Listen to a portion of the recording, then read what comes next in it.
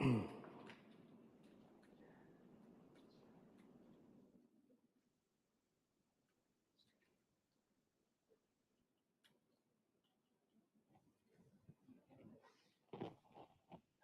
everybody.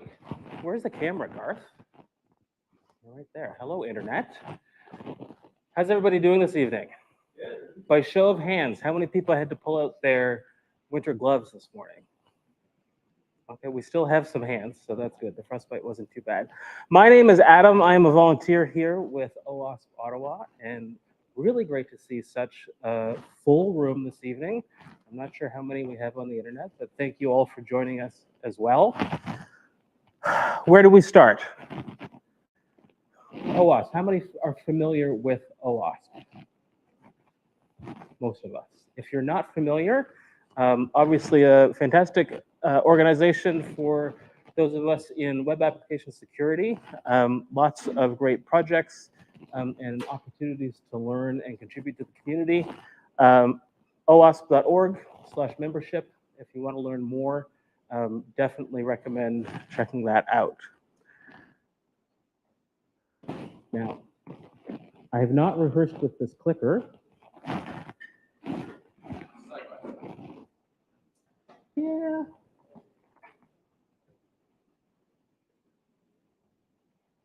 There we go. We also are always looking for great people to help us learn more at OWASP Ottawa. If you think that you have a talk that you'd like to present here, it is a very open and welcoming room, an open, welcoming organization. This QR code, if I can get out of the way, will let you go to Sessionize, where you can pitch a talk. That'll be reviewed, and hopefully we can find you here on a speaker slot in one of our future events. You can also find us almost anywhere on the internet. Twitter, we have a fantastic Slack community as well, including a jobs channel if you're looking to make connections within the industry. Garth, is our join invite, auto invite working? Yes, for Slack? That's new. It's not the There we go. So that is actually now a Slack. We've iterated and improved, and we'd love to welcome you onto the Slack community here following this link. I talked about the jobs channel already. If you are looking for somebody with skills, or if you have skills, a great place to make some connections. Looking forward to seeing you in that channel. I have some projects I'm looking for people for in the not so distant future. And some thanks to our volunteers.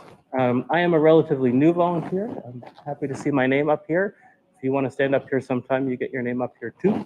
But there's lots of different things that you can contribute to. There's always support that we're looking for. Thanks to everybody on this slide, but certainly everybody in the community plays an important part. So thank you so much. Let's get moving. Talk a little bit about what we will hear about tonight. Office under siege. How many people have used Office or Microsoft 365 in their daily work? How many have had to manage the administration of a 365 implementation? Well, Dimitri is here this evening to tell us a little bit more about what he has learned about that.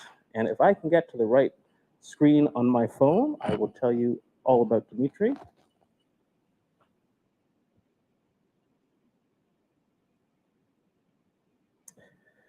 Dimitri is a senior security researcher with Vectra AI, and he's working in threat detection in the cloud and on-prem networks. Before that, he was a pen tester and a secure software development advocate at IBM. He's been a software developer for many years before switching to security full-time. He holds a PhD in computer science and many letters that are impressive. His interests include reverse engineering, secure software development, and CTF competitions. So, if there is nothing else for housekeeping, Garth, have I missed anything? We're doing good. I would like to welcome Dimitri. You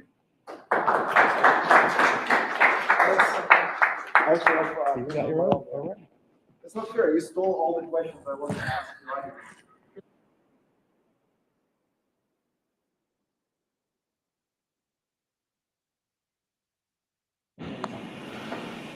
Let's see.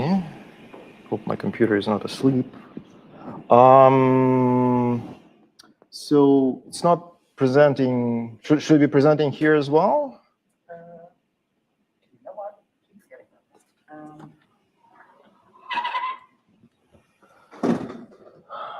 There we go.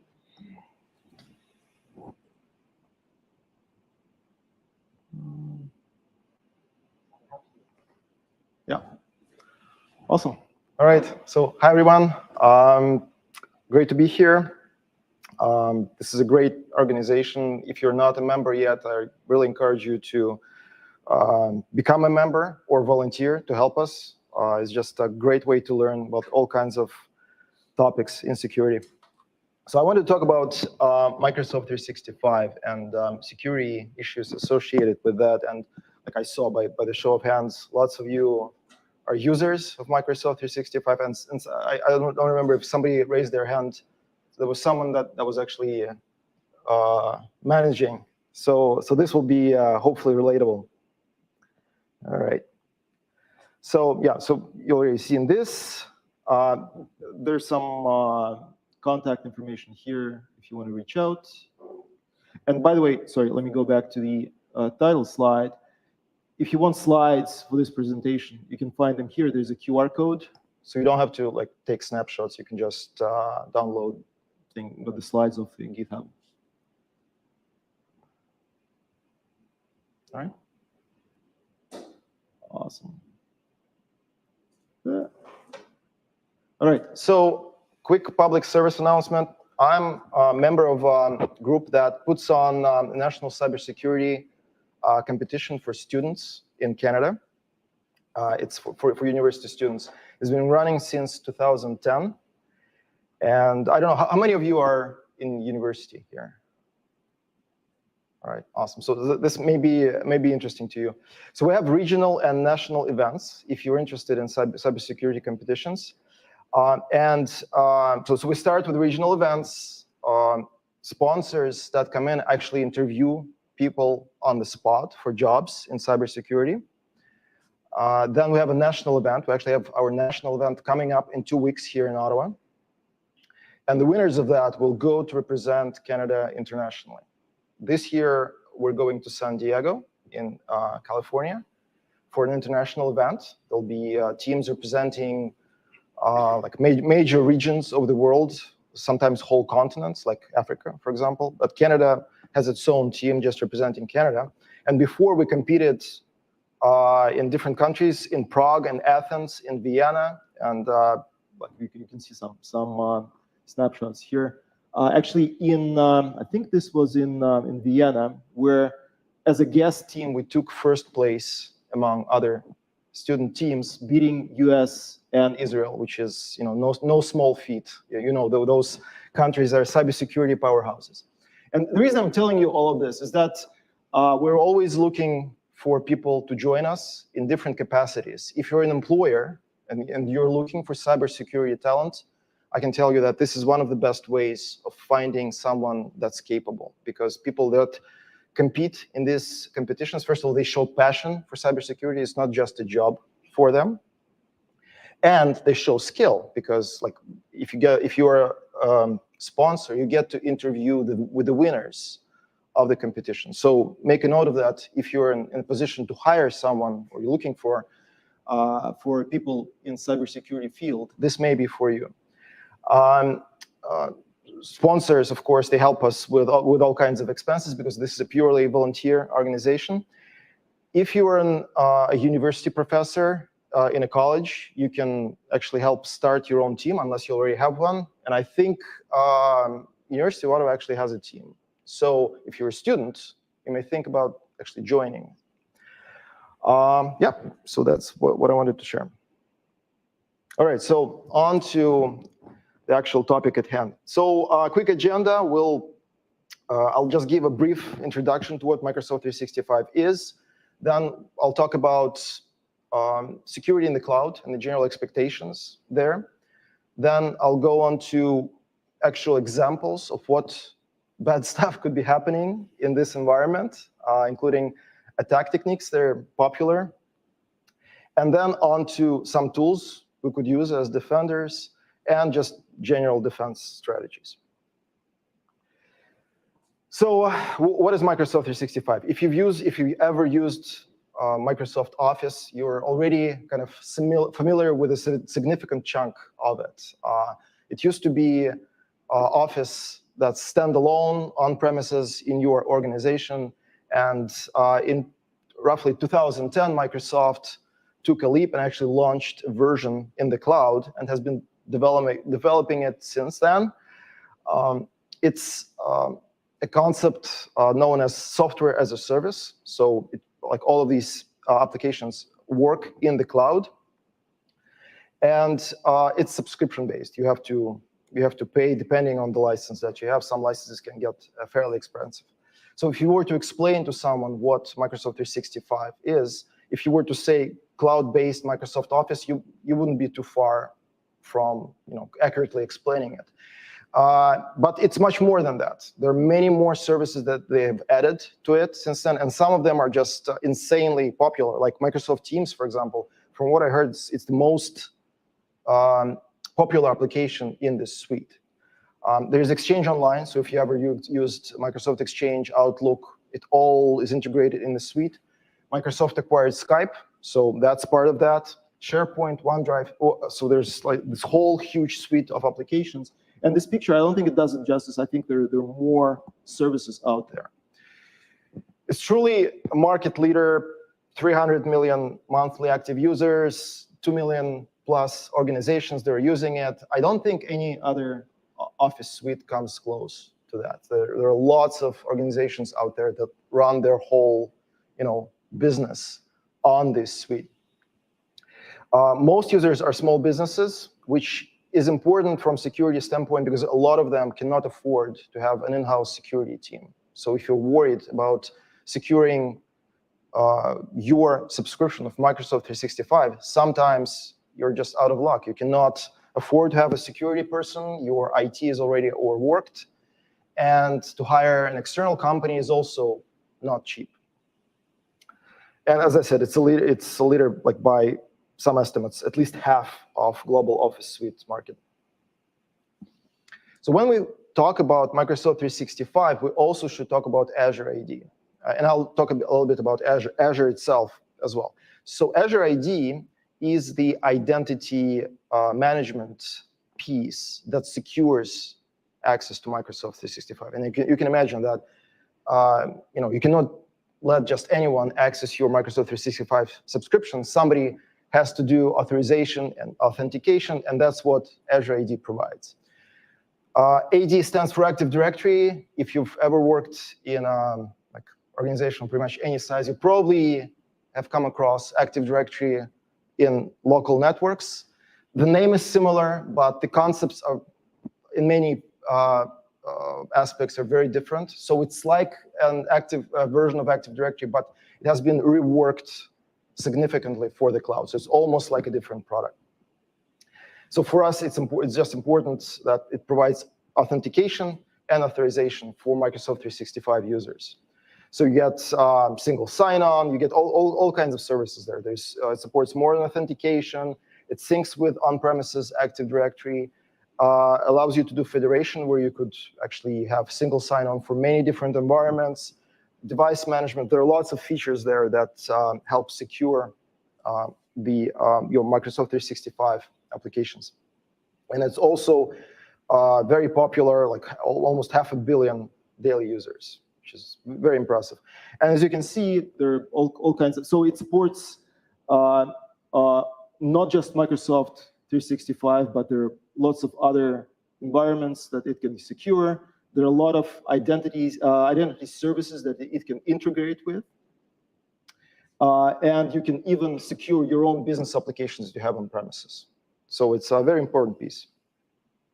So if you if we kind of take a step back and talk about Azure for a bit, you may know that there are really three cloud players out there. The rest are kind of smaller. So AWS, Azure, and Google Cloud are probably the leaders right now, with AWS probably still in the lead, but Azure is catching up.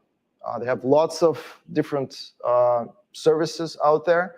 And for our purposes, it's important that, first of all, the cloud providers have this concept of at least 3 different silos, 3 different ways that they can secure different pieces for you, this infrastructure as a service, where they basically provide you bare bones things like traffic management, storage, networking, VPNs. Then you can build on that, and actually, if you want to manage a lot of your own stuff, if you want to go one step higher, you could use them as platform as a service, where they actually provide you databases. They provide you support for mobile devices, websites, identity. So a lot of these services that sometimes people manage on their own, if you don't want to mess with that, there's platform as a service where you can buy their services from the cloud provider. And the next level is software as a service. And that's where Microsoft 365 fits in. So Azure ID is this piece here, the identity piece that you need to secure access to your services. And Microsoft 365 is one example of software as a service that you can buy. So why does security of Microsoft 365 matter? Because when you think about Office, it's Word documents, PowerPoint presentations, not terribly exciting.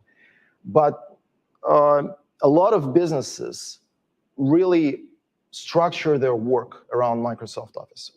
If you take my company, for example, we run our email with them. All the document storage is with them. The chat where we exchange messages also is in Microsoft 365. So all the Office communications are essentially routed through Microsoft 365.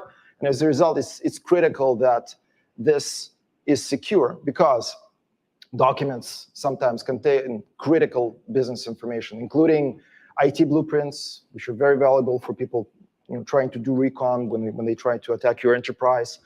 Sometimes documents contain passwords, so obviously that's dangerous if it falls into the wrong hands.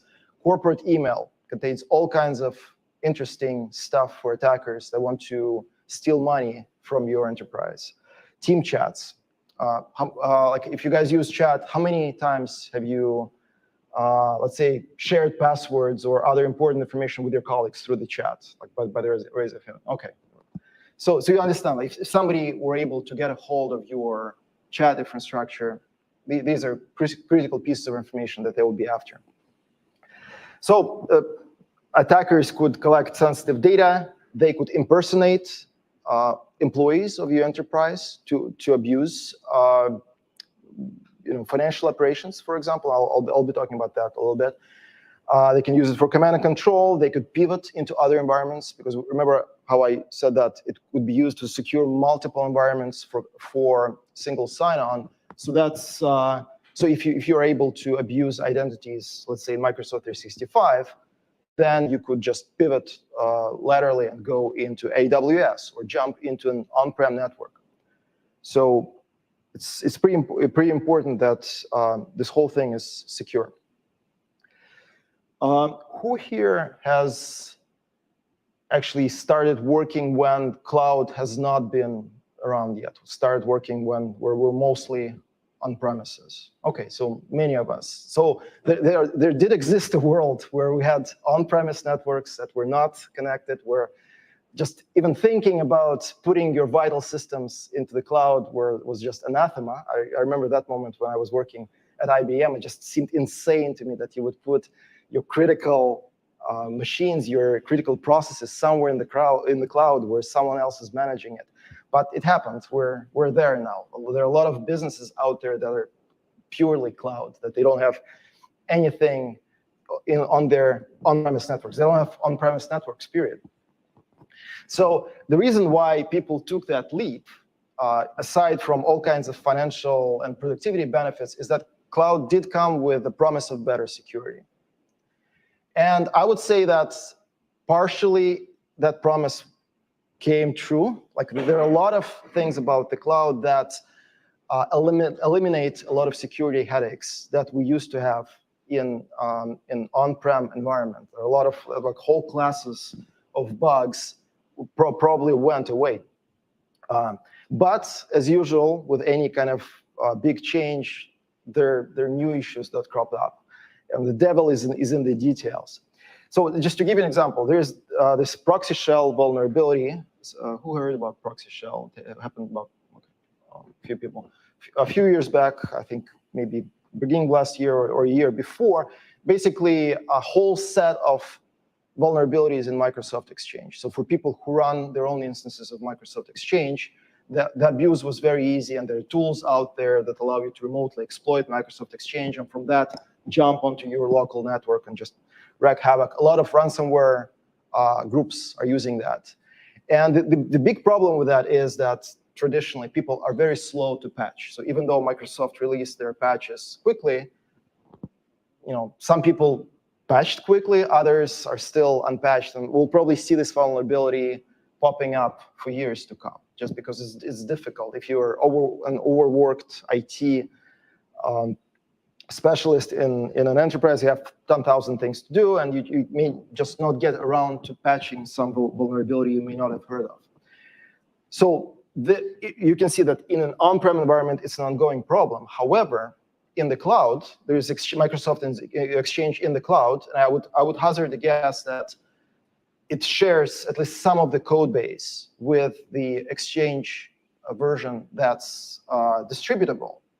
But if that, Microsoft never admitted that they had this problem in the cloud, but if they did, they patched all their services even before they announced the patch for this vulnerability. So that's one big benefit right away, that you can see that a lot of the infrastructure problems that plague your local network environment in the cloud can be taken care of across the board very quickly. And that's one of the reasons why we don't hear about this type of bugs proliferate in the cloud. There are different types of issues that people are usually struggling with, and we'll talk about them. So that's great. That's a huge benefit, but the cloud provider does not secure everything. And it doesn't matter which cloud provider you're talking about. It's AWS, Google Cloud, Azure. They all have something called shared responsibility model. And if you're dealing with the cloud, you may have seen this. So before cloud, we had this situation where this big blue column corresponds to. So in your on-premises network, you're responsible for everything, for securing your physical data center, your network, and then going up from hosts to operating systems to your services. Everything was your responsibility as let's say an IT person. But when you move to the cloud, depending on which type of service you've purchased, depending whether it's infrastructure as a service, platform as a service, software as a service, you can see that more and more stuff here is actually responsibility of the cloud provider. They promise you that they'll secure those other pieces. And as you can see, in case of Microsoft 365,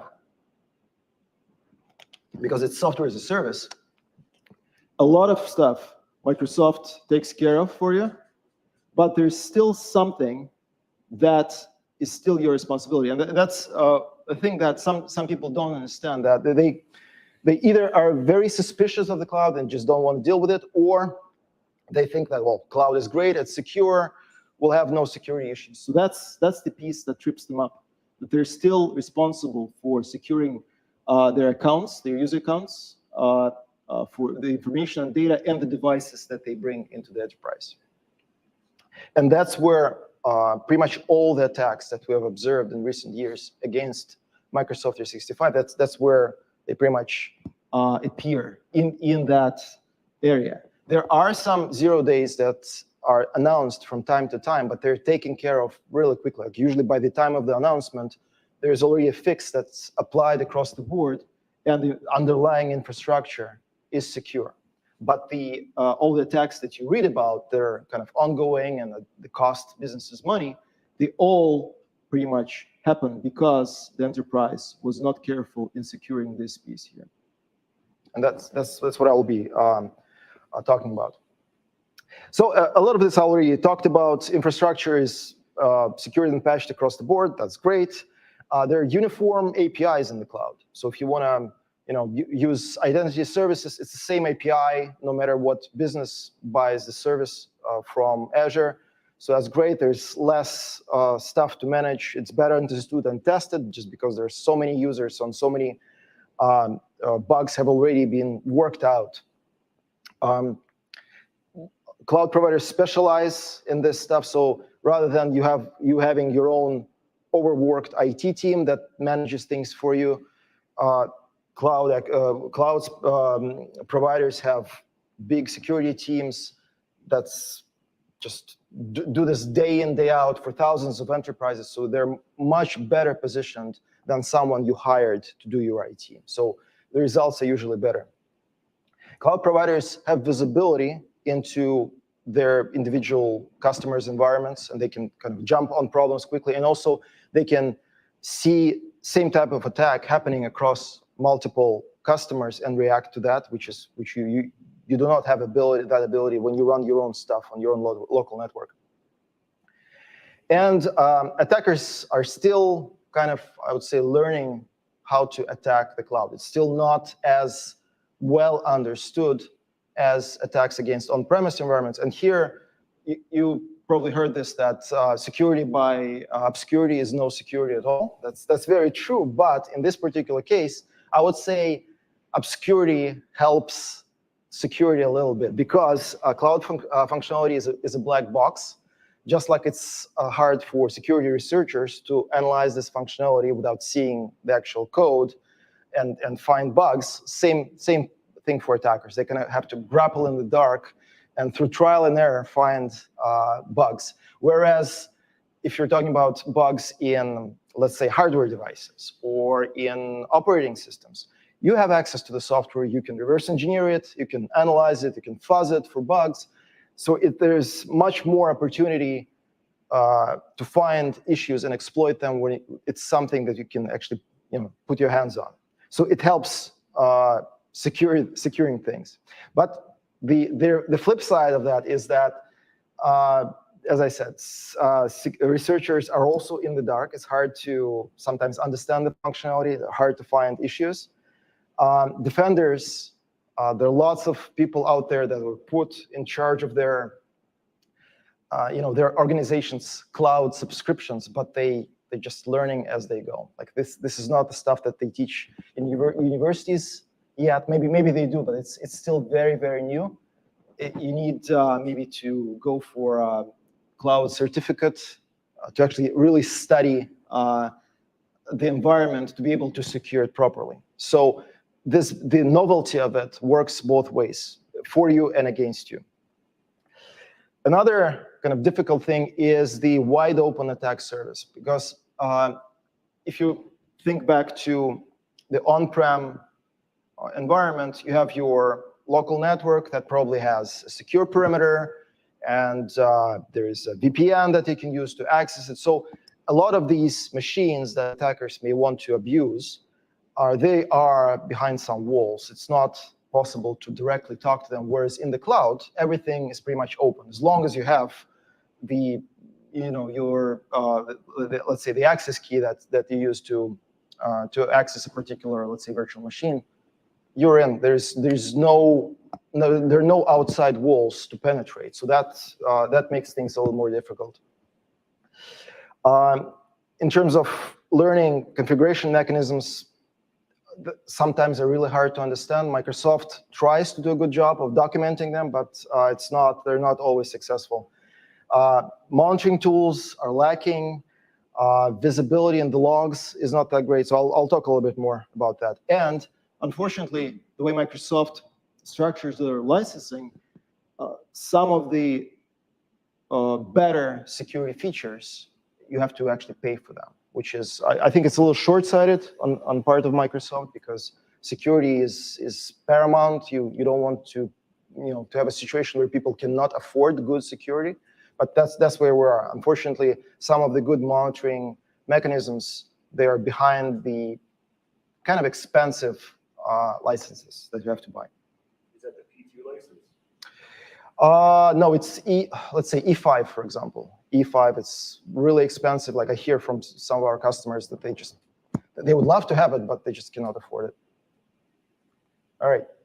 So attacks against Microsoft 365 started increasing in recent years, not because attackers love this environment, but just because that's where customers went. The attackers follow the money. Attackers follow the information that they can steal and hold for ransom. So just as, let's say, migration to the cloud started and then COVID kicked things into overdrive, people migrated to the cloud in droves, and attackers followed. So we saw a bump in attacks against cloud environments. So by some estimates, almost 300,000 attacks in the past 2 years. Fairly significant. So there were some high-profile attacks that you may have even read about in the news. The first one is a SolarWinds hack. By the show of hands, who heard about that? Okay, all right. So that was primarily against the on-prem networks of the victims, but there was a cloud piece to that, specifically in Azure AD. And there are some examples of very advanced techniques that those attackers use. So it was a golden SAML attack where they were able to basically mint their own access tokens allowing them to sign in just bypassing multi-factor authentication. They modified trusted domains. They abused mailbox folders so that they could steal information from it, and they hijacked benign applications for malicious purposes. So that was a really advanced effort. I think it was determined that it was a nation state that did this, and they really were able to break in a lot of very high-profile organizations, including Microsoft itself, FireEye, as like one of the best security providers out there. So it was really, really impressive. Lapsus was a team that was in the news recently. I don't know if you guys, you may have heard about it. So they breached also Microsoft, NVIDIA, Samsung, Okta.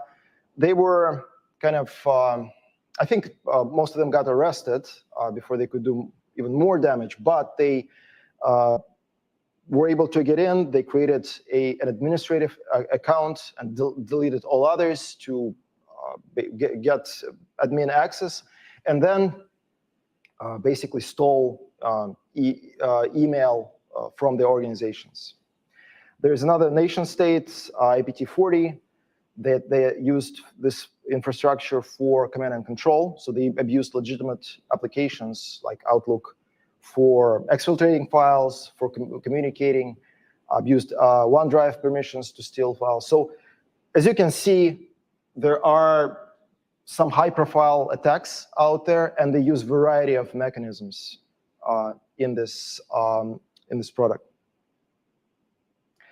So if we were to just kind of quickly catalog what wrong could go with this environment, we need some kind of taxonomy. So how many of you have heard of MITRE attack?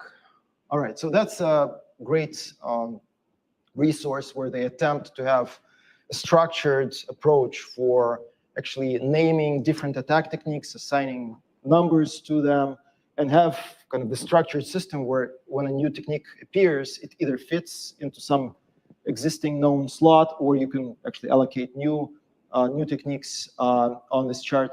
And it started for on-prem networks, but they have a cloud portion of attack matrix. So if you're interested in what kind of different attacks are out there, you can check out there's an Office 365 matrix there and Azure AD matrix.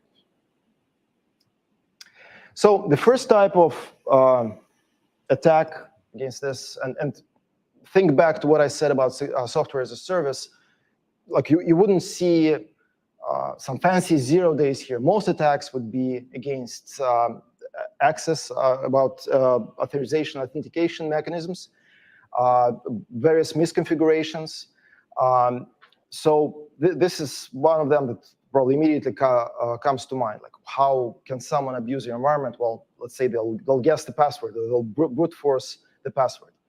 Our company does monitoring for our clients in these environments, so we see different types of attacks happening, and this is probably one of the most frequently seen one, where people either try to guess passwords, they try to maybe abuse lists of known passwords, sometimes they try to brute force passwords, and you can very clearly see those attempts in the logs. Microsoft has some functionality in place to try to detect that. So if they can see behavior that's very clearly someone just trying to log in every second with a different password, they'll lock down the account. So there's some protection against that. But attackers are not stupid. So a lot of them try to make sign-ins look random. So what they do is they introduce delays to randomize sign-in attempts. They add jitter so that things look less automatic and less on a regular schedule. And they use all kinds of resources where they have pools of IP addresses that they could use to access the same account from different locations, because that is not as suspicious to the security mechanisms that are there. One of the techniques that we see them using is password spraying, where instead of taking one victim account and just continuously trying to log in, they build a list of passwords that they want to try, and try the first password against the list of users that they want to get into whose accounts they want to get into, and then they try the second password against the same list. It's harder for security tools to detect that because the attacks against an individual account look kind of spaced out in time, whereas the end result is pretty much the same. At some point, they'll hit on the successful sign-in if users are not careful in selecting passwords, and we know that they're not. Of course, in cases like this, what's the recommendation? The multi-factor authentication is what security experts tell you. You have to enable, otherwise you'll get your accounts broken into. Unfortunately, attackers have now in their arsenal multiple ways of abusing that as well. So the two that have been fairly frequently used are attacker in the middle and MFA fatigue. So attacker in the middle, there are actually several attack tools available out there that you could download and use to simulate that. Essentially, they build a proxy that sits between you and Microsoft 365, and the pages that it serves to look exactly like what Microsoft would give you for login dialogues and all the prompts, and only the address is different. And they try to register an address that would also kind of look like what Microsoft would use for their infrastructure. So essentially, they will send a malicious link to the user.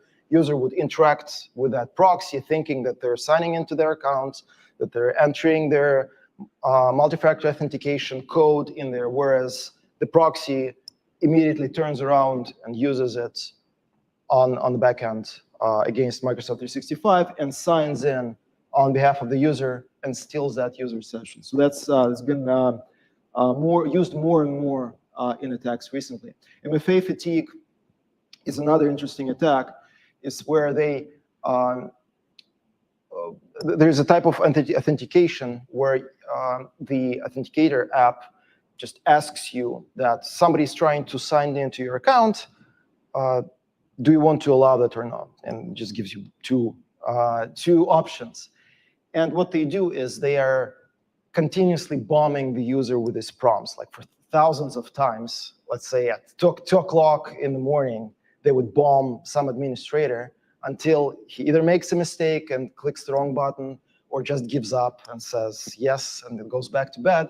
So by doing that, they're actually able to trick some users into giving up access to their accounts. Microsoft actually just a few weeks ago, they made a fix for this in their authentication app, and supposedly you no longer can just click yes, I allow the access. You have to actually enter a code that they provide to get access. But still, it's an ingenious technique that actually, I think, was it Uber, like some really high-profile company got pawned by that, by just them annoying some administrator into clicking yes, because they woke him up in the middle of the night and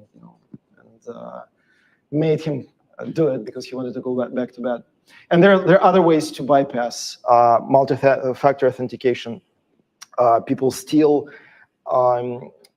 access to your SIM cards in your phone. There are ways to social engineer your phone company, transfer SIM card to somebody else. And if you're using a code that's sent to you for authentication through SMS, that's actually kind of dangerous, because there are ways to either intercept that or to steal your account, steal your SIM card, essentially, and get SMS codes on your behalf and sign in.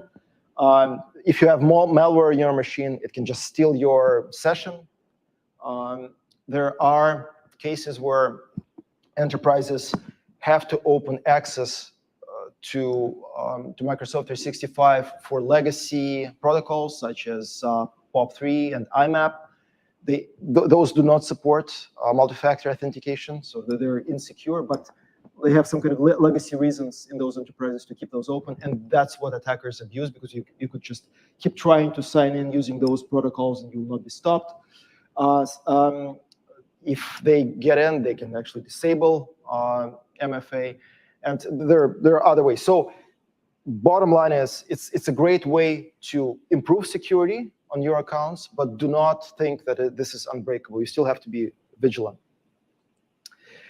Phishing is another big way where enterprises in Microsoft 365 get attacked.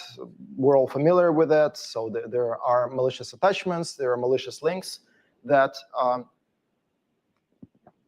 get sent around, links to fake login prompts.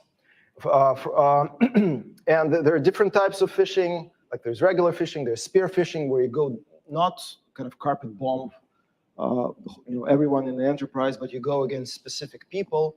And there's also whaling, as they call it, where they go against the executives, essentially. They go against chief financial officer, HR director, CEO of the company.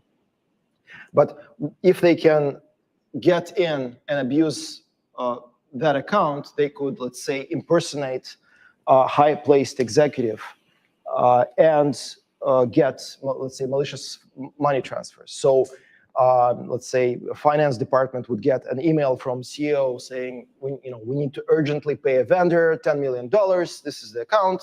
Please transfer the money. And they think nothing of it because it comes from a CEO's account. There's a whole class of weaknesses in misconfigurations in Microsoft 365 where trusted relationships get abused. So one is federated relationships. You could set up Microsoft 365 for single sign-on, where your sign-on also allows sign-on to, let's say, to AWS, to some kind of HR application, let's say Bamboo HR, to all kinds of vendor portals. This is done for convenience, but when attacker gains privileges to an account, they could, let's say, to an administrative account, they could add their own trust relationship for the environment that they control. And from that point on, them signing into their environment automatically gives you access through the federated relationship, gives them access to the enterprise they're actually going after. Golden SAML technique I already mentioned. This requires them taking advantage of access to the internal network where there is Active Directory server that attackers take over, and that allows them to essentially mint their own session tokens for getting into the cloud portion. So if somebody can abuse your local network, they could use that and kind of ride that on that relationship and go into the cloud portion of your enterprise. Session cookie theft. As I already mentioned, if there's malware on your machine, they can steal cookies from your browser and use that to basically take over your session and become you. Once attackers get in, there are ways in Microsoft 365 to have persistence, so that they can keep coming back. They could create new accounts in the enterprise. So let's say they've taken over an admin account in Microsoft 365 subscription. They could immediately abuse that power to create another account or multiple accounts with elevated privileges. They could use later on when they're, let's say, discovered and kicked out. They could come back through that newly created account and keep doing what they need to do. They could grant new powers to existing accounts. So let's say you have someone working in shipping and they steal access to a low-level account there. If they have also admin access, they can give that low-level person admin privileges and keep abusing that. And you would think nothing of it because that's a person that's not, it's not a high-profile account, and you wouldn't suspect that person to be able to do any kind of damage. We've seen attackers add redundant keys or additional MFA factors to existing accounts. So that way, let's say you have an account and you use your authenticator, let's say Google Authenticator app to get in. Attackers could add email-based authentication or SMS-based authentication to that same account. And when they try to sign in, we're presented with a choice of what type we want to use. Attackers could just choose, let's say, I want to get an SMS code, and it would be on the phone that they control, and they could get into your account, and you would not know about it. Service principals is an interesting concept. These are kind of system accounts in Azure AD, where they're associated with applications.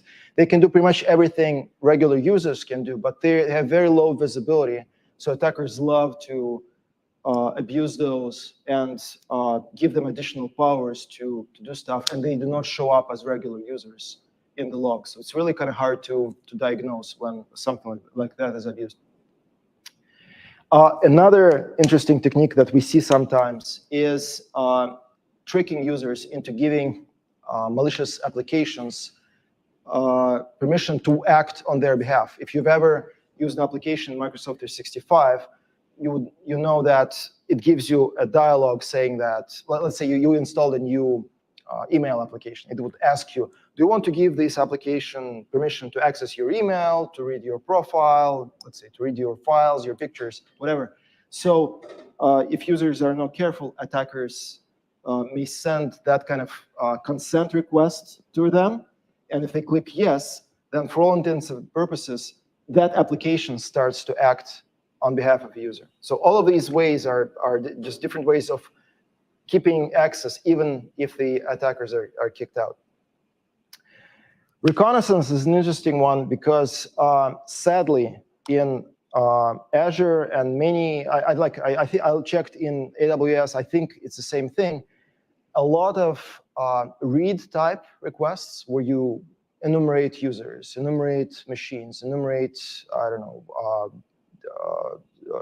drive shares, things where you kind of try to look around the environment and see what's configured. A lot of those requests are not even logged in the cloud logs. So this essentially means that if you're an attacker and you got in and you start to look around, nobody really knows that you're doing it. I'm not sure why. Yep. Is that a default configuration, or is there something you can turn on, or are they just not looking and there's no eyes? It's nothing to turn. There's nothing to turn on, basically. We're just blind. Somebody's looking around. We don't know. I don't know why they did it. My suspicion is there's so many of these requests going on that the logs would be just overflowing. But still, they're like give users an option to do that if users are interested in that stuff. But right now, you could, like, if you're a red teamer going against somebody's account in the cloud, chances are they'll not see you until you start actually making changes. Looking around is free. There's some big companies like Microsoft and Google really have some authority in security. You don't classify this information. So we're not- That's the unfortunate truth. Yeah. Good to know. Yeah. I tested a whole bunch of tools for Microsoft 365, like attacker tools that red teamers built for for security assessments, and most of them just don't leave any trace in the logs because most of what they do is enumeration. They enumerate users, they enumerate all kinds of different things about the environment, and you see nothing in the logs. It's just really, really frustrating. All right, so if attackers gain some kind of admin privilege inside the environment, they would go against security, security mechanisms, try to disable them. There are lots of different security mechanisms there. So logging is how we see what's going on in the environment. That's pretty much our main and sometimes our only option to see what's going on. But there is a way to turn off logging. So if attackers get sufficient privilege to turn the log off, then you're flying blind. And also most security tools that you use to secure your environment are also flying blind. Our software that we build in our company, we're essentially consuming logs in the enterprise. If somebody is able to turn off those logs, then we're not able to protect you. So that's really kind of a really dangerous thing for attackers to get access to. And that's what they're looking for. There's a security mechanism called conditional access rules, where they could set up different rules for different, I would say, different zones or different areas of the world. So, for example, you could configure your environment in such a way that if your employee connects from the office, they're not asked for two-factor authentication. So you put your, let's say, IP range in there and say that if access comes here, don't ask for multi-factor authentication. Or vice versa, like if you see someone connecting from Nigeria, maybe deny access altogether because you're not doing business with that country.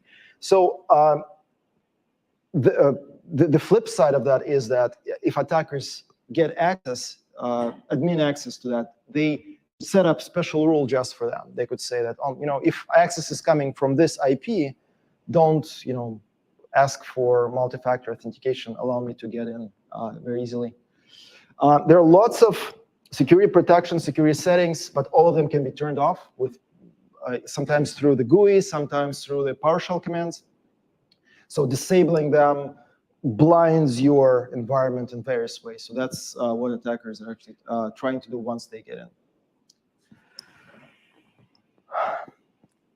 Malicious email rules kind of stand kind of aside from in terms of frequency. For some reason, when we analyze incidents, we see a lot of those. Like in almost every incident that we see, attackers, once they get in, they're not they don't start doing something fancy, applying some really cool techniques. Once they get into the account, they immediately go and set up malicious rules. And the reason is probably because most of them are after the money. They want to abuse your enterprise and either steal information, in which case it's very interesting to see what kind of emails are sent, or they want to impersonate you and get someone to send money somewhere. So that's probably the most frequent type of attacker that we see. And we see malicious email rules in most incidents. Emails are usually hidden. So here's actually an example. Oops. Yeah, sorry. All right, so here's an example of a malicious rule that we saw. So it's interesting that and this is actually very frequent. when they give it a name, they try to give it a name that's has the lowest visibility possible in the list of email rules. So here is just a dot. So they're hoping that you will not notice that you have this new email rule added. And they add usually a bunch of keywords that they want to monitor for. And they usually either redirect that email to trash or to some kind of weird folder that's not usually used for email. So essentially, they try to hide this email. And from what we can gather is that they are, once they're trying to spearfish and impersonate this user in whose account they've gotten into, they want any emails that are coming back to that user, let's say from their friends, saying, why are you spamming me? Did your account get hacked? So they want to hide those emails so that the user does not react in time. And that's why they're adding all of these interesting keywords there to the email rule, so that all those messages are deleted and user is unaware of this abuse for as long as possible. But it also makes it kind of easy to spot. You look at this email rule and almost immediately you see that this is malicious. Does that hide the Outlook 365, like the warning email they send you when email gets flagged as malicious? You would never, you would no longer see that your email filtering is working. Yes, I think they do some analysis of email rules that are created for the account, and I think they react in automated ways in certain cases where they're fairly certain that this is actually abusive. Yeah, and there are different ways. Yeah, go ahead.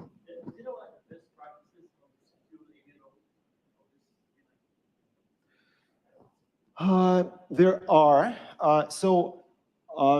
There is a setting, for example, in Microsoft 365 where you can disable email forwarding outside of your organization. So that's one. I think it was even turned off by default for new accounts or something like that. So that's one thing you could do, and there are others. But unfortunately, and I'll talk about this. Unfortunately, the tools that Microsoft gives you are not always. They're sometimes deficient. They don't give you all the tools that you need to fight this war, unfortunately. There's very interesting functionality called Power Automate in this service in this service suite. It's essentially low-code programming where you can have some programming primitives such as if statements, while loops, variables, and you have all kinds of connectors to interesting services. And you can build whole programs by just dragging around boxes and connecting them with all kinds of conditions. You could build, let's say, an email sorting bot that says that, if the incoming email has this keyword in it, post on my Twitter, and then move the email to that folder. And then if it has an attachment, save it to OneDrive. Like you can build fairly elaborate applications using this functionality. And like if you're a security-minded person, you get all tingly because that's just ripe for abuse. You could build malicious applications using this functionality. And actually, in our product, we're monitoring different connectors that are being used to try to spot malicious applications being built. But surprisingly, maybe because attackers are just going for the lowest hanging fruit, we haven't seen people abusing this a lot yet. There are some tools out there that help you abuse it, but I haven't seen live attacks against that. But I think like in the future we will, because this is just ripe. E-discovery, a very interesting service in Microsoft 365. This is built for legal investigations. So if there is some kind of court case and they want company to provide internal documentation, emails from various officers, Microsoft built this tool to assist that. And we've seen abuse of that because this essentially gives a particular lawyer a way to collect all the emails, all the files, like all the chats from the entire enterprise and export it. And again, as a security-minded person, you can probably see that. If I want to take everything this enterprise has, I want to get to an account that is allowed to do to start e-discovery investigations, and I'll just use it to grab everything that I need in one shot. So again, this is something like if you're securing your Microsoft 365 environment, be very careful about who you give these capabilities to, because this is essentially a super user access to everything, to all your data in the enterprise. But instead of a lawyer doing this, it could be someone else. Is this a service you need to enable, or is it on by default? No, it's there, but you have to be a member of a particular. You have to have that role assigned to you to be able to do that.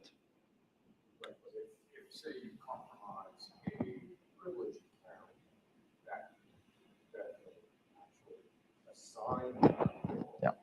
is the service there to turn it on by default? So all you have to do is assign privilege. I think you can. You can just assign that role, and then you go into the area of their portal that deals with discovery, and you can just start a case, as they call it. So you can start a case, and you say that, I want, for user John Smith, give me all the emails for like past 6 months, and give me all his files that he's storing on his OneDrive. Very powerful and ripe for abuse. So data collection, exfiltration, usually kind of the last step in the attack. OneDrive and SharePoint are two big features where a lot of data is already stored and could be used to kind of accumulate stolen stuff and make it available for exfiltration, because data can be shared anonymously. So you could let's say steal a whole bunch of documents, build a zip file, and create an anonymous link to that file that somebody out there could just use and download that in one shot. In Exchange mailboxes are, I guess for legacy reasons, have just insanely complex configuration settings, and there are multiple ways where you could let someone send email on your behalf, let someone access to this little folder, let someone manage your mailbox. There are all kinds of very interesting settings that could be abused for just stealing information out of your mailboxes. And Microsoft Teams also has guest access, so attackers could either request access, or if they have admin privileges, they can add a low-level guest user to a, let's say, chat channel and just siphon data out. So ransomware is kind of it's been in the news for the past few years. Everyone's worried about it. And interestingly, for Microsoft 365, we haven't, like I read news, security news every day. I haven't seen a single attack where there was actually an attack against Microsoft 365 instance where things were held for ransom.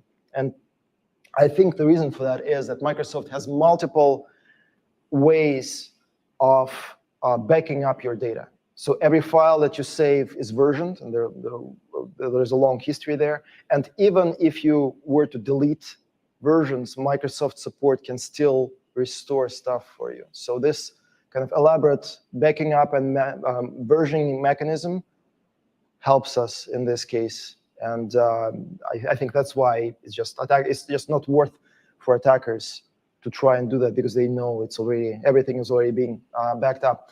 There are two ways where things could happen. Like Mitnick has this famous video where he built a little tool where he goes against somebody's account and essentially encrypts every email in that account and holds it for ransom. But it was more of a proof of concept. I haven't heard of anyone actually using that because it's kind of labor intensive. I don't know if it's worth attackers' time to do that. There's also a scenario where customers don't trust Microsoft to secure their data, and they bring their own keys. So they have this bring your own key or customer key functionality where Microsoft actually would not see your data. It's for enterprises that really care about their security. They don't trust Microsoft not to kind of abuse or leak data. In that situation, you could have ransomware, because if you are, as a customer, control your own keys and nobody else knows them, if your enterprise gets attacked and somebody gets the ability to rotate your keys, they can change them to something else that only they know, and then you're out of luck. Nobody really can help you. So there's this theoretical case, but I haven't heard of actually happening. Anyway, so it's not all doom and gloom. There are lots of security tools out there, both Microsoft provided and open source. So Microsoft, first of all, it has Microsoft Defender. You may have, if you dealt with Microsoft 365, you may have seen it. It has spam, phishing protection, attachments, links, and more. So it's very valuable. Use it. Microsoft Sentinel is their CM solution where they consume logs, and you can do stuff with logs. And there's kind of a companion product, Azure Log Analytics, where it's a really powerful log analysis platform. It's actually really impressive the way they did it. They have their own query language for it that they developed. It's called Gusto. And here's like a little example here. So it's if you know SQL, basically, it's very similar to SQL, but for some reason they decided to go with their own syntax, typical Microsoft. But the implementation of it is just great. So if you consume all your logs, or let's say your cloud logs, in Log Analytics, you could use this as a security analyst and search for all kinds of malicious stuff, suspicious stuff. You could have automated queries running. So you could build a significant portfolio of queries if you have that ability, if you have that manpower to maintain that. You could do a lot of stuff on your own to try and find malicious behavior. And there, of course, there are a lot of third-party tools also that just add value. They can do posture management and detect malicious behavior. Azure logs are, I have kind of a love and hate relationship with them. Microsoft did logging different from, let's say, the way AWS did them. And there are a lot of things, like looking back, I'm sure they regret. I wish they would have changed things. Their logs suffer from a bunch of problems. In the next slide, I'll just mention a few of them. But for now, their logs related to what we're discussing. There are logs that track sign-ins, that track changes in Active Directory, and there are logs that track different changes in Microsoft 365 configuration and different actions, basically, that you take in that environment. And in every log, you get timestamp, who did and what they did, type of operation, details of operation, all kinds of status codes. So that's kind of, it looks comprehensive, but there are lots of issues with that. The schema for those logs is not fully documented. Even the basic fields, sometimes you have to guess what different things mean. So if you are in a position where you have to defend your enterprise and analyze what happened, boy, there'll be a lot of issues that you'll see. Schema for the logs, for some reason, is fluid. So every new operation that's logged in the logs can add multiple new columns to the logs. I don't know why they did that, but you could have logs with like 500 different columns because there was a great variety of operations that were logged in that log. And sometimes it just becomes unmanageable, really hard to understand. Different logs do not provide consistent details. Like some of them have IP addresses of the source of operation, some don't. A lot of them don't have geolocation, don't have device or browser information. And even with the individual log records, there are issues. Like some operations, as I mentioned before, are just silent, nothing in the logs. Some log entries may arrive out of order or arrive late. Like I've seen cases where something happened, and then 24 hours later, you see the log entry there. So if you have analytics queries running, depending on the logs being true and accurate, sometimes you're out of luck. Things are occasionally lost. There's sometimes downtime in the logs. Logs expire. So basically, we went from the imperfect on-prem environment to the cloud that's supposed to give us kind of better security, but as you can see, it has a lot of issues of its own that Microsoft is not eager to rectify. So if your job is to secure Microsoft 365 environment, I sympathize with you because it's not an easy thing to do because of the quality of the logs that Microsoft provides. And I think the root issue here is that Microsoft is not treating these logs as kind of an API or a contract. They just log whatever they want, whenever they want, but they make no promises that this thing that you're depending on now will even be there, let's say half a year from now, because they just may change things because.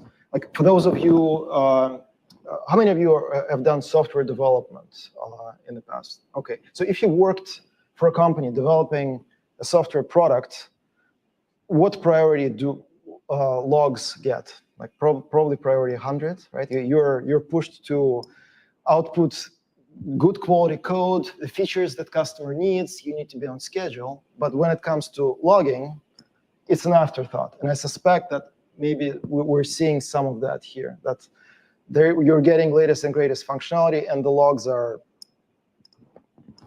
Do you think that's part of the whole thing where let Microsoft do the security, you worry about the application? Do you think that's like that dichotomy that It's possible, yeah. And maybe they think that we're great at security and we secure our customers, but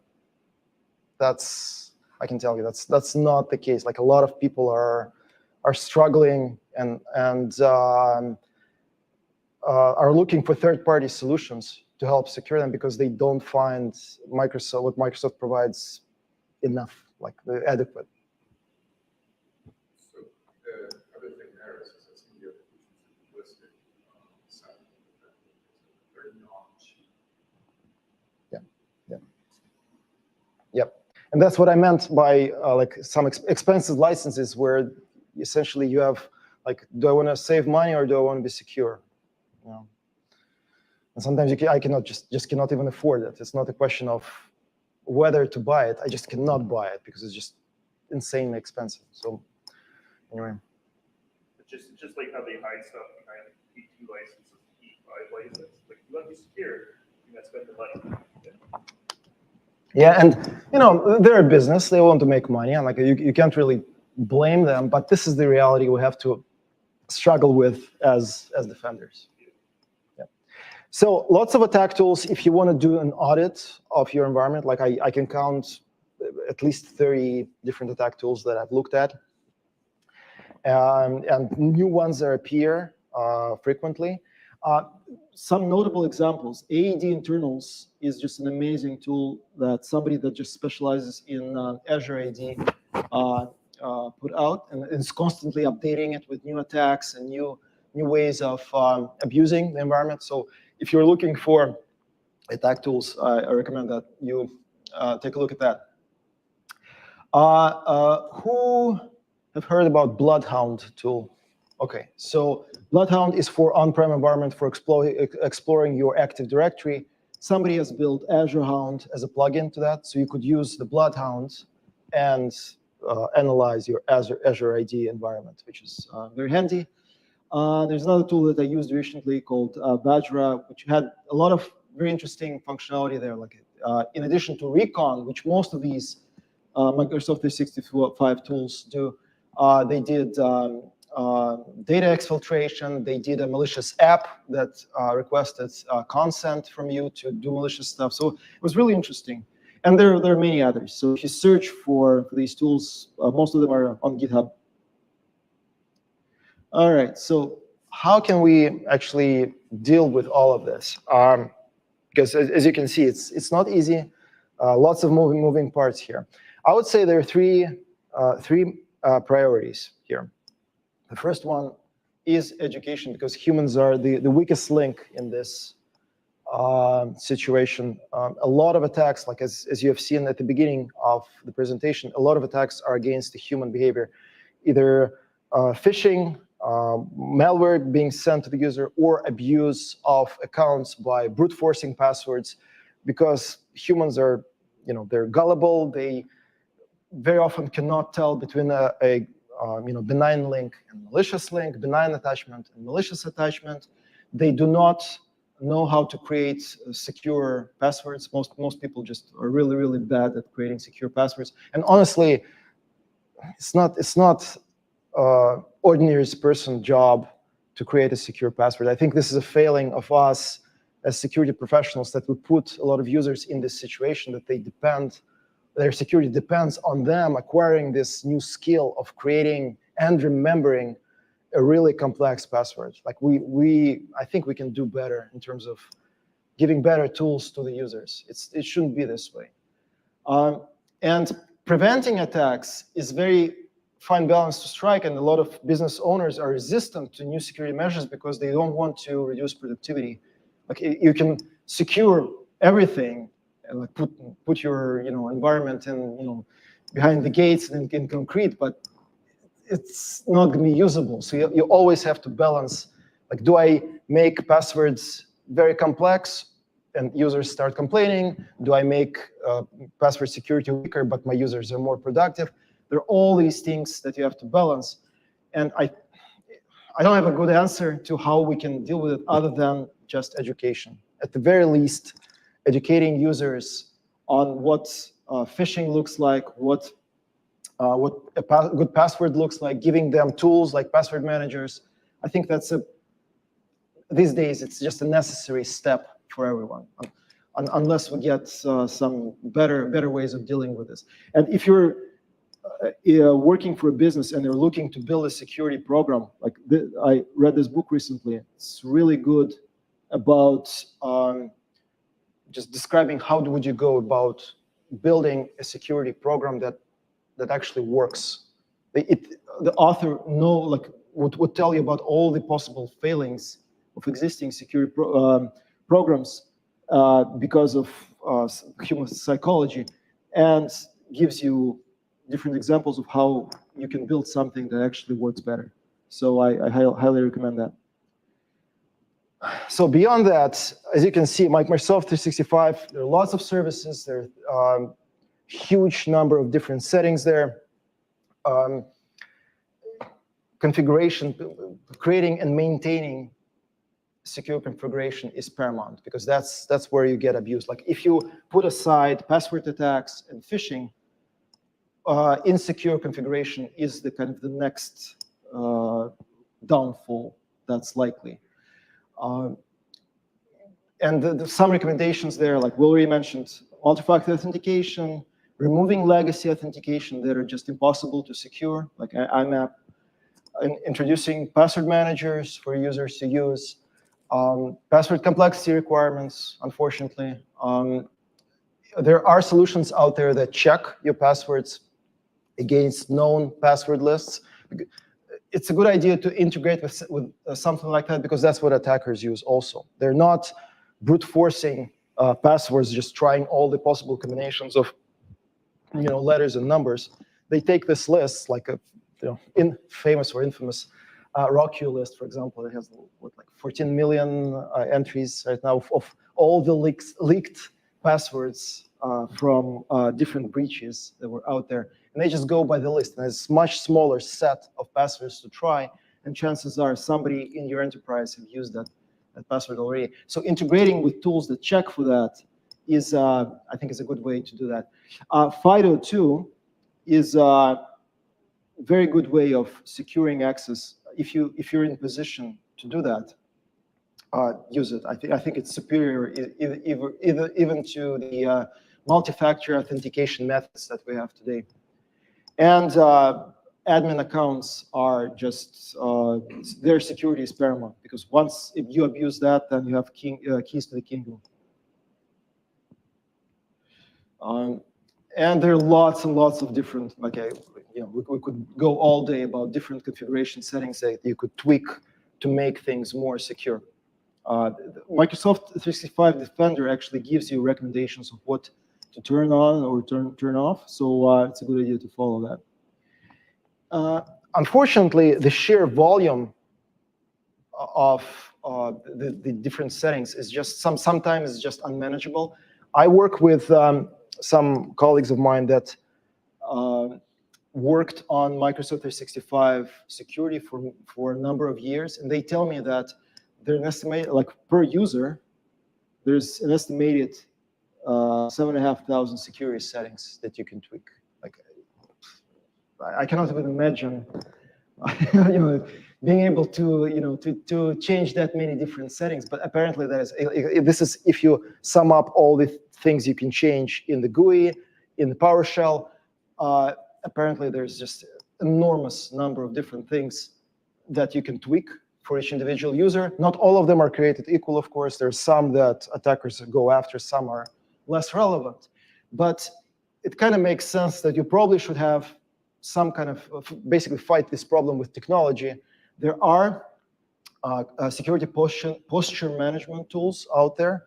So if it's your job to secure this environment, it may be a good idea to look into a security posture management job for Microsoft 365, because it will continuously check your security, alert you to any changes. Because you not only need to configure this environment once, but you need to keep it secure. And things change all the time. You add new users, you add new services, you federate with new environments, so things change all the time. It just makes sense that you would employ some kind of tool to check all of that for you rather than do it manually.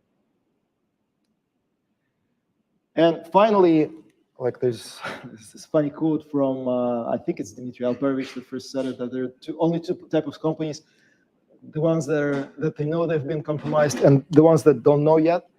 Like if you monitor security news, this rings true. Like companies get abused daily because this stuff is hard. It's hard to configure and keep secure. So it's a good idea to invest in some kind of monitoring software that would sit on your logs and look for indicators of compromise. Microsoft provides some of that, but and they're constantly adding new types of detections to their catalog. The problem is that very often those kinds of alerts are noisy. Like if you turn them full blast, you'll get thousands and thousands of events in your monitoring panel. And if you do not have a dedicated security staff to go through that every day, it's very hard. It's easy to miss stuff, and just burn out in this occupation is just incredible. So something to consider is maybe to use a tool that has some more smarts than just alerting on very simple signatures. Maybe applies artificial intelligence or machine learning that could filter down this big volume of events to something more manageable. Just to give you an example, for example, let's say you get an alert that a particular user signed in from, I don't know, from Eastern Europe, for example, or from some location in Africa. If your monitoring solution just monitors for countries that you're not doing business with, sure, that's the alert that you will get, but it lacks insight that there may be other things happening about this user. So let's say you get an alert that user signing in from Australia, but they've never traveled to Australia before, and very simple signature-based tools will just give you an alert, and you have to deal with that volume. For tools that are more sophisticated, they could analyze your environment as a whole, analyze traffic that's coming from, let's say, different regions, and they would see that there are other employees that started to sign in from Australia. So all of a sudden, Australia is no longer this new location for you. That maybe you opened a new office in there. So what I'm trying to say is, if you have a solution that just goes by very, very simple signatures, the volume of alerts that you get may be unmanageable. You probably need, if you have a sizable enterprise, you need something that has some learning in it and that can make more kind of intelligent decisions. So those are the three, I guess, three different ways I would recommend that you approach security in Microsoft 365. So just to wrap up, it's a juicy target. Lots of enterprises just live in Microsoft 365 these days. And cloud provides better security, but it comes with a caveat. They're not securing everything for you. The securing of devices, securing of accounts, securing of configuration is still on you. So you need to deal with that. And 3 ways that I see are education, secure configuration, and maintaining and monitoring of that secure configuration. And then, in case things do get abused and somebody gets in, adequate monitoring for malicious behavior, preferably with some intelligent solution, is kind of your 3rd line of defense, where you can actually catch things in progress. And with that, we're done. If there are any questions. Dmitry, thank you. Dmitry, everybody. Thank you. I'm happy to know that I'm not the only person who's had trouble interpreting those logs in Azure. No fun. Do you have any questions for Dmitry? So much in that presentation. Who wants to go first? Garth. I've got one. So in what you see, how many of the cloud deployments you see that really just been lifts and shifts? And so it's really just on-prem on somebody else's prem. So the question was, how many, like how much has the move to the cloud been improvements versus just taking an existing on-prem deployment and shifting it to the cloud? Yeah, unfortunately, I don't have visibility into that. I would hazard a guess that it's a lot. Like, you have all this legacy software running out there. To ask an enterprise to just completely rebuild their internal software to move to the cloud is just, to me, it's unthinkable. Like, they migrate what they can to a new environment, but like legacy software that they use, it's so labor intensive to build new stuff. I think it's a significant chunk of it is just lift and shift. Sure. Good question at the front. I really enjoyed your presentation, and I'm kind of curious. Like, I have more experience with Azure than I do with M365. So, like, one of your last slides, you talked about the hard to be admin accounts, and in Azure, there's a lot of ways of doing it, being conditional access, disabling single sign-on, enabling PIM. Like, I never heard mention of PIM for M365. So the question. So the question is, does PIM exist for 365? What options do we have for hardening admin accounts? Azure AD is the identity provider for Microsoft 365. So all of these features that are in Azure AD, you could, like, you have ability to take advantage of them. So I believe the answer is yes. Like, the PIM could be used for that as well. I guess maybe my other question too is Intune. I never heard of Intune mentioned, but like a lot of that shared responsibility, like the business is still responsible for the endpoint. And I was kind of curious, if we're having this conversation about, like, we've taken the organization and extended it to the cloud, and then the next step forward from that is, instead of an organizational device accessing that cloud, it's somebody who brings in their own device. And I was wondering if you had any opinions on Intune, because like even AAD internals, like that's a tool for like spoofing, like Intune. So I'm kind of curious what your opinion is on that. So how does Intune fit into the picture of securing? To be honest, I have less experience with Intune. I think our enterprise uses it for enrolling devices.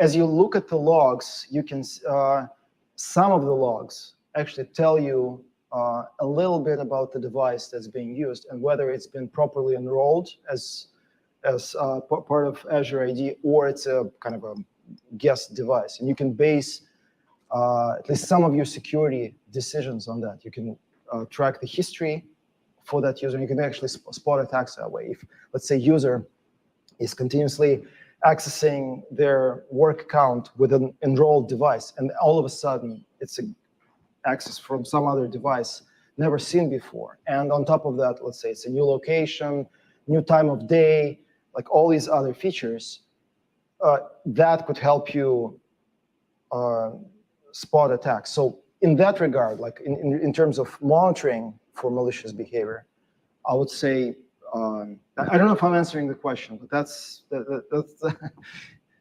maybe you can ask follow-up questions. But so yeah, the answer is yes, absolutely. Like Intune is very useful for securely enrolling devices to your enterprise. And then on the other end, when you're monitoring for malicious behavior, some logs, not all of them, give information about the type of device, whether it was enrolled or not. And that, as an analyst, you can use that to base your decisions on that, of whether you want to lock down that account, raise alarms, and do other stuff. Dimitri, one of the hardening recommendations I saw was about password complexity.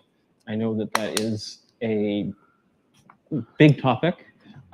Is there something unique about M365 that makes password complexity more attractive or like worth the cost? Well, I mean, you set up the password complexity rules in there. You can mandate that that passwords are this have to be a certain length. They cannot contain certain words. So, for example, if your name of your company is in there, or name of, like, some people use this weird technique where they because they're asked to frequently change their passwords, they have passwords such as, I don't know, let's say spring 2023, and then when it comes time to change their password, they change it to summer 2023, so on and so forth. So you could add certain keywords in there to reject passwords that are that do not comply with those requirements. The kind of rule of thumb that I use is to have a sufficiently long password, because like the latest guidance is that it's not even the variety of letters that matters, but the length. Length matters more than the variety of different types of characters in the password. And in order not to remember that, use a good password manager to remember that for you and fill that in for you. So if I'm hearing correctly, when it comes to Office 365, it's not that traditional complexity is something that we want to bring back. It's that there's actually a lot of flexibility in how you can configure your password policies, and you can get creative to ensure that you're using good passwords. Yes, yeah, that's right. What are the questions? I'm wondering if you have ever used vulnerability scanner in Office 365.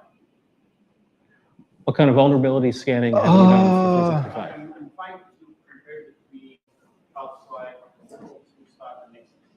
I did not have one machine, and it's scanned by both by the three of the scanners, and they get weird results. So I'm wondering if you have any experience with that. No, actually, no, I haven't even run Nexus against it. No. No, I mostly looked at kind of red teaming tools but they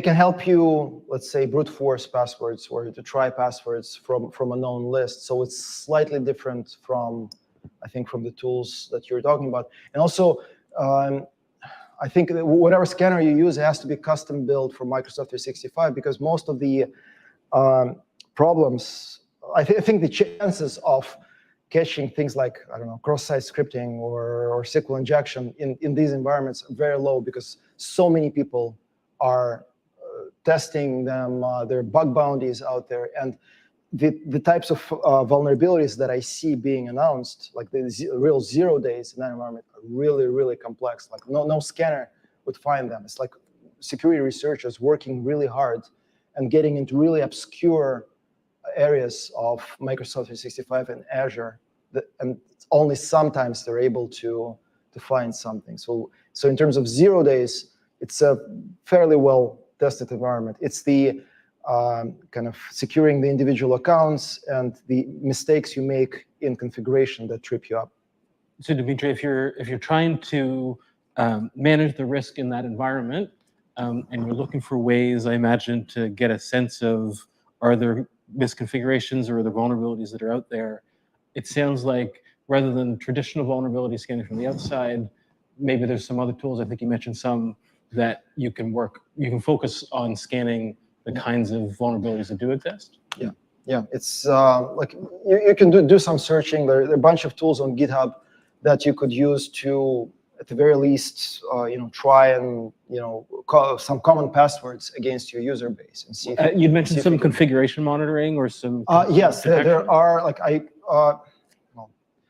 OWASP has a rule against self-promotion, but our company does monitoring, does secure configuration checking. So, but there are we have competition on the market. There are other companies out there that you can check out. I would say whatever tool you use, before you buy it, put it through the paces. Like companies that sell tools, they would do a trial for you where, let's say you have a red team that's trying to get into an environment, run it with that tool enabled, coordinated with that company that sells that tool, to have it prove itself, prove its worth in action, to see how much it can actually detect, because quality varies. Related to his question, is 365 sourcing? So the follow-up is there a lot of open source in 365? You mean the product itself, Microsoft 365? They won't tell you. You mean on the back end, other like open source tools that it's built on? Is that what you're asking about? Are they running Linux? Yeah. I don't think they're running Windows, to be honest. On the back end, somehow I doubt it. Yeah, it's a black box. Like there've been leaks of Microsoft source code out there, but it's hard to tell. They don't want to tell you. Probably partially for security reasons. They want to keep attackers in the dark. I think the takeaway for me there is that when we're talking about those kinds of cloud solutions and where the shared responsibility model has changed, there are things that we probably don't have to spend our time on anymore because Microsoft is handling that, and that can shift us to focusing on other types of monitoring and tagging. I guess we're getting the boot here. Is that what's happening? Got another question? So just to pivot for a little bit, we've been very much looking at M365 based conversation. Like of the three cloud providers, I think Google's the only other one that provides a platform like M365 G Suite. Yeah. And I was wondering for workspace, I was wondering if you have opinions on which one is better, although they're not comparable, which one does security better? So the question is there one cloud that has done security better than another? Does AWS have one? I don't think they do. No, I don't think. It has an office suite. And only on Tuesday when it's not ready. Yeah, no, unfortunately, my knowledge of Google environment is very, very limited. So yeah, unfortunately, I don't know. Any other questions for Dimitri on 365 or anything? Go for it. For all those security configurations, is there a way to check if that configuration will be relatively annoying for users or expensive when you click that box? Mm-hmm. Yeah, so Yes, an example would be on-site on one of my application test servers. I know that if I click a certain checkbox, what I'll do is I'll immediately fill up my disk with logs, which in the cloud would mean billing charges. So the question is there a way to test what a change is going to do, whether it's going to make it harder for users or more expensive? It's more or less on a case-by-case basis. I don't think there's a hard and fast rule one way or another. So trial and error. Yeah, so far, it's just you look up, basically search the configuration on the internet and see what does it do, and Yes. then you have to research one by one, as you said, 7,000. No, I mean, like 7,000. Like that's just to qualify that. It doesn't mean that you'll be dealing with 7,000. Like these are all the possible kind of options out there. A lot of them are obscure, and a lot of them are like a very little payoff for the attacker. You know, so there's a much smaller set that's actually dangerous and would be interesting to the attacker. So it's not as horrible, just to kind of give you the overall complexity of the picture. But yeah, with individual settings, Microsoft tries to document as much as they can. Sometimes I see things just documentation lacking, and you know, it has to be kind of trial by error, unfortunately. The question around cost management or cost prediction I think is really interesting and important, because of course loss of financial resources is something we try to protect for as well. I know in some other clouds I've had success just having a good relationship with our account manager, so that if we do press a button and detect that, oh, whoops, we did just spend 10 grand on logs in the last hour, there's ways to resolve that kind of thing. So I think the logs, when you store the logs, that's when you get, like, if you actually offload them and store them in Azure.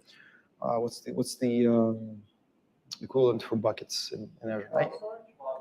Okay, so I think you get charged for storage beyond certain limits, but you could offload logs to externally, and if I remember correctly, you're not charged for that. So you're not charged for log generation, but I think there are some charges beyond certain point for storage, depending on how much space you use. So like you could have an external log server that you're running that would consume the logs. That's a possibility. One thing to note also, what you want to do usually, you want to segment those changes to like a specific set of users, run some tests over the morning, and then you expand that segment. Yep. That's going to save you some user issues as well. nice. So the suggestion there was like, don't change everything all at once.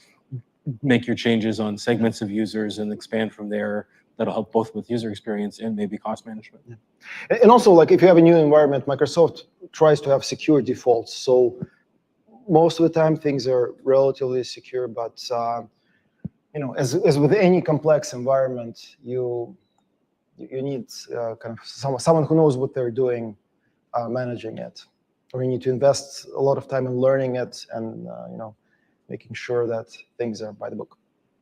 Melody, do we have any questions from the internet? No. No new questions from the internet. If you have any questions out there on the internet, please type them in the chat. I'm happy to ask them here.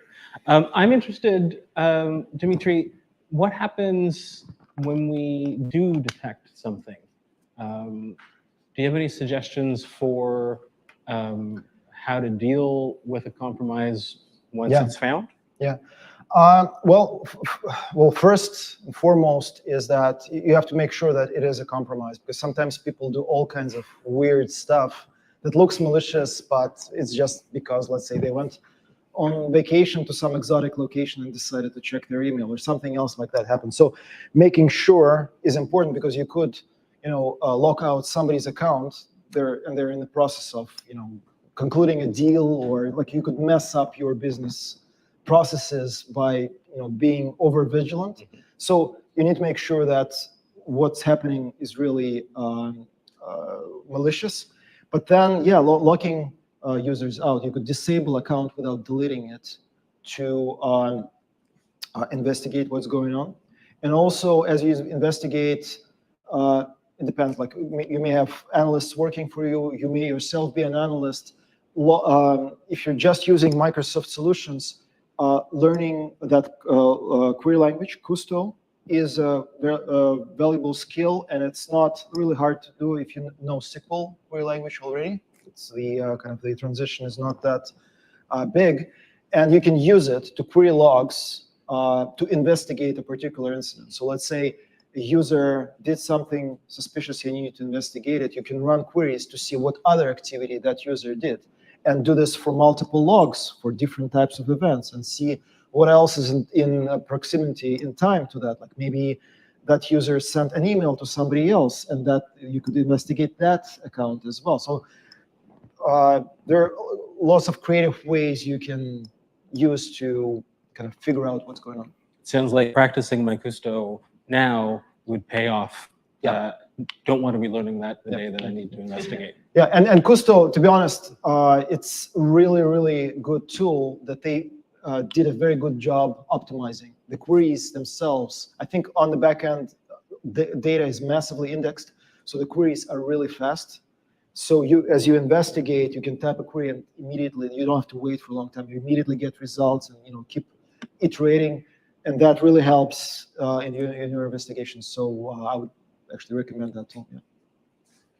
So early on, you mentioned that logs were not uniform. So basically, the formatting of the logs themselves was really different from one application to another. And that query language is able to make sense of that. Well, the question was around the structure of the logs. Yeah. Before we said, there's none. How does Custo handle that? Yeah, so in the logs, the way they do this is that, let's say you have an event that adds 5 pieces of information. There'll be 5 columns for that event. Then another event with 5 totally different pieces of information, 5 more columns. So it just grows horizontally. You're looking at a really, really wide table. And you can filter these things out and only show certain columns, both in the query and the GUI environment. So, but all of these are just columns of data of different type, just like with any relational database. So you'll see columns with strings or numbers. So Custo itself, it doesn't make interpretation of those columns. It's you as an analyst have to know what types of events you're looking for, what type of time frames, what type of, let's say, users and locations, etc. Structure your query to.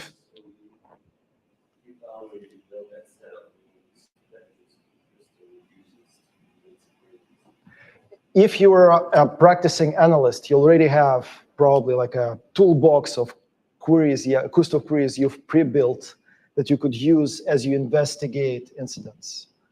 But you're in full control of what gets queried, what columns to select, what things to filter on, how to kind of reduce the data set, or maybe expand to catch new stuff that's related to it. But Custo is just a query language. It's your intelligence as the analyst. Right, but there's a set of rules that were built to process that information that is being sent to the logs. Something that describes what the fields of the logs are. Yeah, and that's Microsoft doesn't document that. You kind of have to figure things out. Like, let's say you're investigating what user started an discovery investigation. You have to do a bunch of searches on the internet to try to figure out what type of operation that would be in the logs, and then write a Custo query to filter your log just for that operation, and then see what columns are available for that operation and try to make sense of them. That's one of the difficulties I talked about. Microsoft really unfortunately doesn't do a good job of describing what fields are logged for each different operation and what each field means. Like I would see sign-in logs where it would have like a column authentication method, and there'll be a value there like 1600 524. What does that value mean? Nobody knows. Microsoft doesn't document it. Googling doesn't help. So there are a lot of these things that you unfortunately have to struggle with as you investigate. A lot of it is trial and error. Garth, you had your hand up in that? Yeah, I was just wondering, so, a lot of these different platforms that use log management have their own language or query structures and things like that. There's a single rule set that you can use that has a centralized collection of badness to search for, and there are converters. I'm just wondering if there's a signal that you use to convert. Yep. Do we know of any converters to help us to better make sense of How to live in custodial. I know that, like, as people publish different techniques that they see, let's say different ransomware groups are using to abuse environments, let's say they say, oh, we noticed that they're, making this change to security rules in the victim's environments. And by the way, here's the custom query that we created to catch that. Add this to your toolbox. And there are repositories of these on GitHub. So you could, like, if you're doing it yourself, analyzing things yourself, there are resources on the web where you can basically take some security researchers' work and apply it to your environment to catch certain behaviors. We have time for another question? Back of the room. CSPM to like any direction point, and especially like maybe in the open source world, is there anything that exists? Any open source tools for configuration management? Yeah, trying to think. Not off the top of my head. As I mentioned, like my company sells one. There are others in this field. It's their job to build it, but those are not free. Those are commercial tools. I think I've seen a tool or two open source out there, but you, like, off the top of my head, cannot get a name for you. So you would have to search for it. So what I'll suggest is join our Slack and post the question there, and maybe later or somebody else. Yep. So great shameless plug for the OWASP Slack channel. Join that channel, ask these questions. Surely we'll have an opportunity to follow up in that community. Any other questions? Dimitri, what is the one takeaway that we need if we have got to go back to the office tomorrow and take a look at our 365 configuration or the human factors? What do we need to do tomorrow? Yeah. I would say in vast majority of incidents that I look at, it all starts with a human factor. Like, people get their accounts abused because somebody guessed the password, somebody brute forced the password, somebody sent a phishing email. So I think that's where it all starts. It's educating users. And then beyond that, building defense in depth so that, somebody popping the, I don't know, some let's say HR person's account does not automatically get access to everything and can manage everything in your enterprise. Have things compartmentalized so that some account being abused does not immediately lead to catastrophic abuse across your whole environment. So focus on the human factor, limit the blast radius, and cross your fingers. Dimitri, thank you very much. Let's have another hand from Dimitri. Thank you.